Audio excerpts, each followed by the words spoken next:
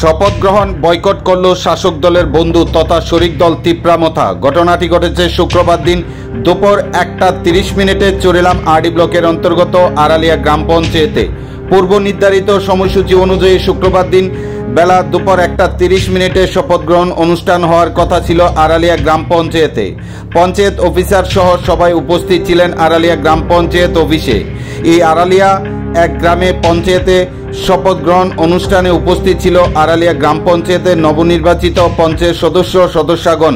এদের মধ্যে রয়েছে তিপ্রামথা দলের ও নির্বাচিত 4 জন এবং অনুষ্ঠানে উপস্থিত ছিলেন তিপ্রামথা দলের নেতৃত্ব, সহকর্মী সমর্থকরা এবং উপস্থিত ছিলেন প্রচুর পরিমাণে বিজেপি কর্মী সমর্থকরাও।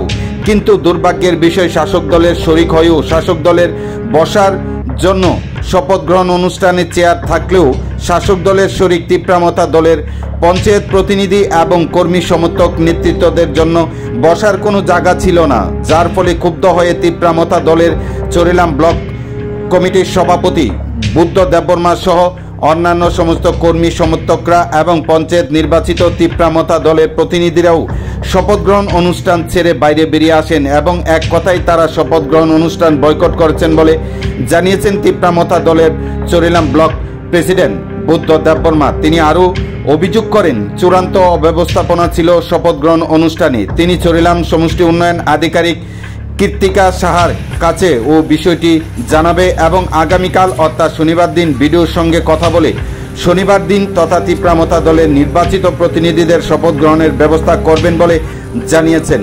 শপথ গ্রহণ অনুষ্ঠান শুরু থেকে ছিল প্রধান উপপ্রধান এই সমস্ত বিষয় নিয়ে শাসকদের মধ্যেই দ্বন্দ্ব, কিন্তু শরিক তিপ্রামথা দলের মধ্যে তেমন কোনো দ্বন্দ্ব না থাকলেও একমাত্র শপথ গ্রহণ অনুষ্ঠানে চূড়ান্ত অব্যবস্থাপনার জন্য শপথ গ্রহণ অনুষ্ঠান আড়ালিয়া গ্রাম পঞ্চায়েতে শুক্রবার দিন দুপুর 1:30 বয়কট করল তিপ্রামথা দল।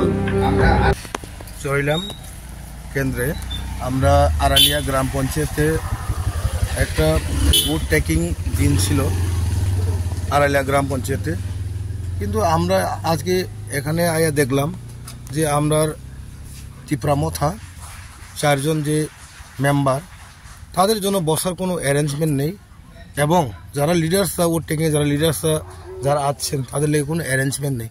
খালি বিজেপির লোক এখানে বওয়ার জন্য এখানে চেয়ার এবং সব কিছু করছে। তো আমরা এখানে দেখলাম কোনো অ্যারেঞ্জমেন্ট নাই। তো আমরা এই ভোট টেকিং থেকে আমরা বের হয়ে আসলাম। আমরা এই পরের দিন আমরা ভিডিওকে আমরা এই টাইম দিয়ে আমরা নেক্সট টাইম নিয়ে আমরা শপথ গ্রহণ নিব। কিন্তু আমি একটা বলতে চাই যে এখানে যে এই বিডিও সাহেব যে অ্যারেঞ্জমেন্টটা যেভাবে অ্যারেঞ্জমেন্টটা করছে, কিন্তু এরভাবে অ্যারেঞ্জমেন্ট আমি কোনো দিনও আমার জীবনে শপথ গ্রহণ আমি দেখলাম না। এই প্রথম 40 থেকে 50টা চেয়ার অ্যারেঞ্জ করছে। এর মধ্যে প্রায় তাদের 70 থেকে 80 জন লোক তাদের, আর আমরা আছে প্রায় 50 থেকে 60 জন, কিন্তু আমাদের কোনো বসার জন্য এবং এই লিডার্স এবং যারা আগত তাদের কোনো বসার জন্য কোনো একটা ব্যবস্থা করা হয়নি। তাই আমরা ভোট টেকিং আজকে নিব না, আমরা এই 1-2 দিনের পরে বিডিওর সঙ্গে কথা বলে আমরা ডেট নিব। তো এটা কিন্তু একটা জিনিস আমি বলতে চাই, এটা কিন্তু বিডিও সাহেবের ব্যর্থতা, টোটালি ব্যর্থতা।